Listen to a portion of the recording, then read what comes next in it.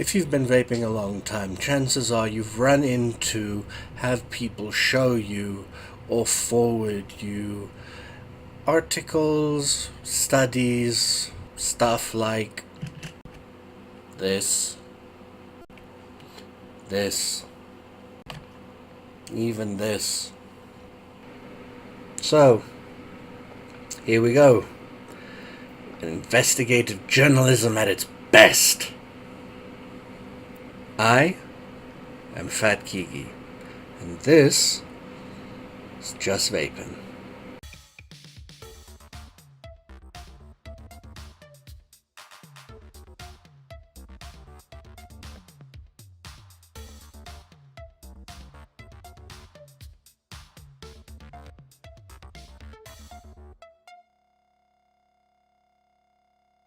Yes, the self-appointed vaping police are everywhere, pushing their poorly researched studies down your throat like moral doctrine.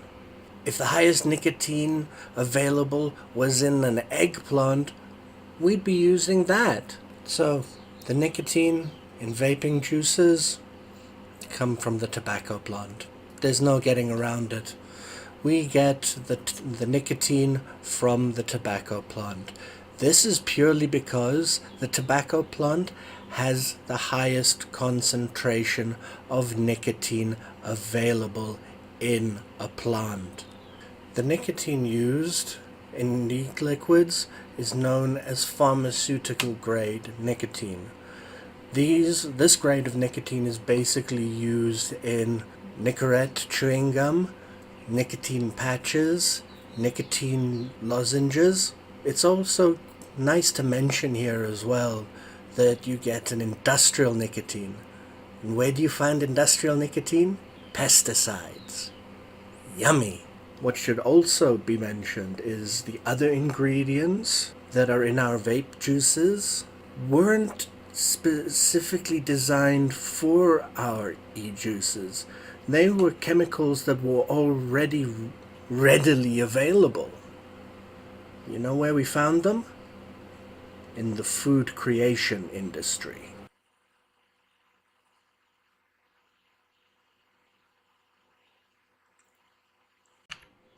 My niece says I look like a dragon when I do that. Nicotine heightens awareness and focus. It is attributed to having nootropic qualities. It is a smart drug along the lines of caffeine, as well as nootropic qualities, 3 different types of mushrooms. It increases memory, and it has beneficial results to people with ADHD. There was a scaremongering tactic spread out across the web about a year or so ago, saying that the flavorings in your vape juices are carcinogenic, and that you're a bad person, and that you're gonna die, and you kill cute little kitties. Shame on you. What did the kitties ever do to you? Okay, well then, if this is the case, then you better put that strawberry jam donut down, sweet cheeks, because the same flavoring that we use in our e-juices, you use in your food service industries, as well as the vegetable glycerine. But now wait a minute. Great Caesar's ghost! Propylene glycol? Holy! I mean, that stuff's in antifreeze. Well, yeah, of course it's in antifreeze. They put it in antifreeze because it is a very low toxic thinning agent, and its predecessor that was in antifreeze was actually a high toxic thinning agent. So now the propylene glycol is a thinning agent, whereas if a child ends up drinking it, it's probably a least likely chance of them dying. Yeah, the scaremongering really leaves that part out, doesn't it? Propylene glycol is also in children's Tylenol, as well as a whole bunch of other over-the-counter medications. Propylene glycol is also in a whole other, it has a multitude of uses. It's in coffee drinks, it's in ice cream, it's also in liquid sweeteners.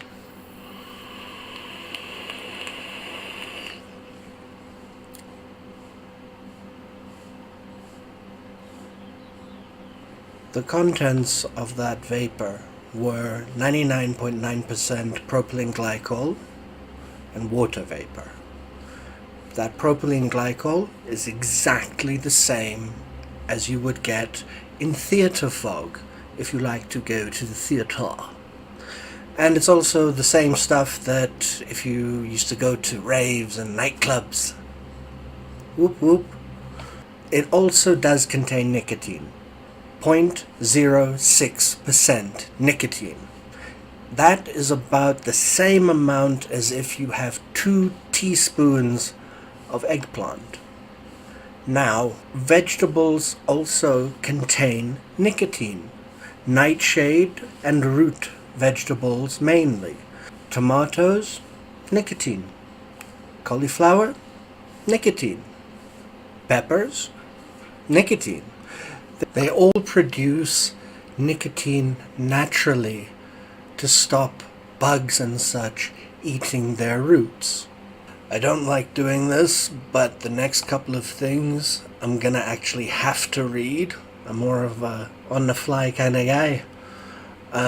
But I don't want to miss anything or get anything out because this stuff is really, really important. Dr. Konstantinos Farsalinos, MD, a research fellow at the Onassis Cardiac Surgery in Greece, says that the vapor in e-cigarettes is as harmless as that produced by an asthma inhaler. He also says that the toxins found in secondhand vape smoke are immeasurable, and that the effects of nicotine on a bystander or even someone who lives with a vapor does not have any biological effect, even to raise their heart rate by a little. In the EU alone, 6.1 million smokers have quit with the help of an e-cigarette. The quit rate is 47%. That's the number. Dr. Riccardo Polosa, the director of the Institute of Internal Medicine and Clinical Immunology for the University of Catania, was the first person to do a long-term study on vapors, 3.5 years long, and he found that there was no lung damage in his subjects. He further states that anybody from vaping is actually at harm, but the chances are 2 to 3%, which is exactly the same odds as from cosmetics products. Try banning eyeshadow. Kim Kardashian will have a riot squad full of millions of people, albeit with shoddy eye makeup doll. Derek Yacht, Executive Director of the Vitality Institute and previous head of tobacco control at the World Health Organization, simply states, smoking kills, nicotine does not. Professor Michael Russell, smokers smoke for the nicotine, but they die from the tar. This next one gave me a hangover as well as a kick in the jewels. A study in the US by a guy called Stanton Glantz, the director of the Center for Tobacco Control and Education in the University of California in San Francisco. The man is a long-standing, violent anti-vaping pundit, ranging back to all of 2010, linked vaping to heart disease. Yes, you heard me right. He said that vaping causes mitochondrial infractions.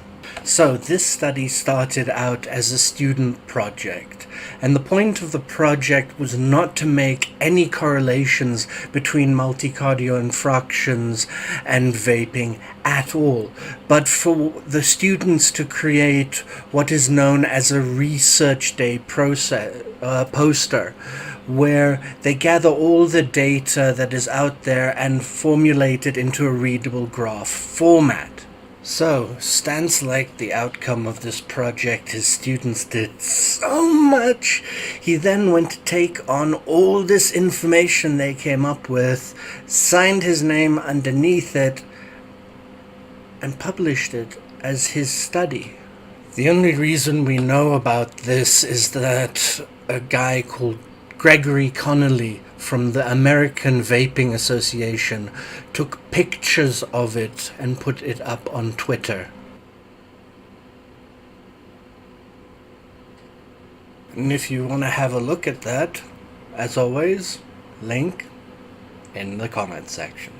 All the information gathered from this study came from the NHIS, the National Health Interview Service, which was put out by the Census Bureau of the United States. They only used checkbox type data interview as their scientific basis.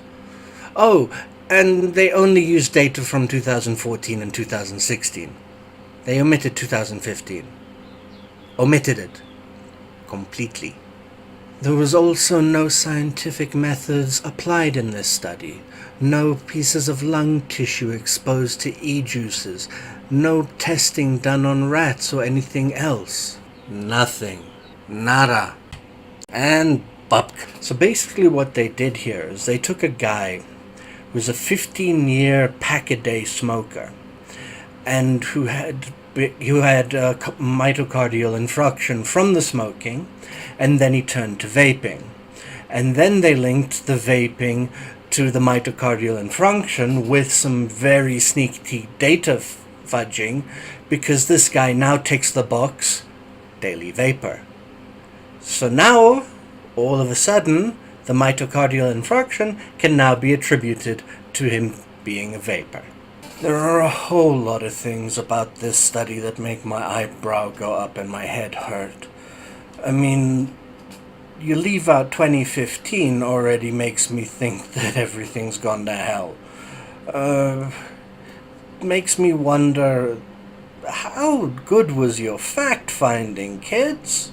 Down below in the comments section there is an article by the Daily Caller which pretty much debunks Glance's study, or lack thereof of a study. I actually recommend you read it. It is actually a very good read if you're interested in this kind of stuff. So now, the big question. Does vaping help you stop smoking? As I've personally said in the last video, hell yeah it does. But don't just take the word of a tubby, grumpy malcontent. Listen to the words of Britain's ITV News. Vaping has been endorsed by health experts after the first long-term study of its effects in ex-smokers. They really put their money where their mouth is. The NHS actually allowing their doctors to advocate vaping as a mode to stop smoking. But no, vaping's bad for you. Yeah, so what are we going to do? We're going to rename the NHS, the National We're Gonna Kill You Service.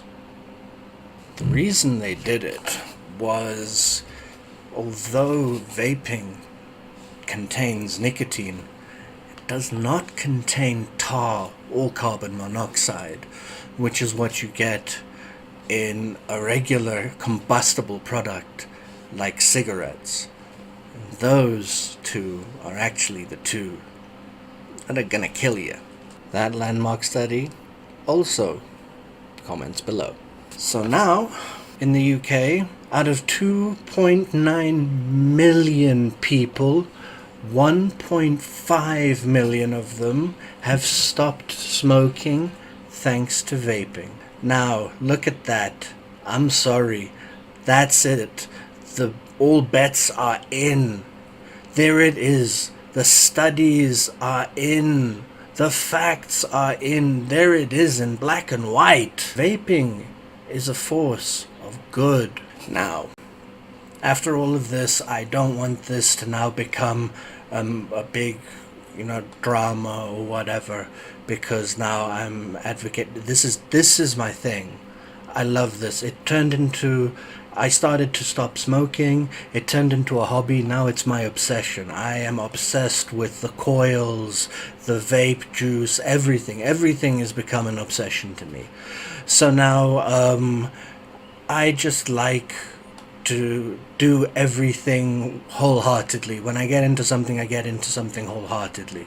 So this is me just being me very obsessedly, if that's even a word. I just want this to be a channel where vapors come, they vape, they talk, they tell me stuff that I don't know, where I impart some of the knowledge I might have gained where and wherever I might have roamed.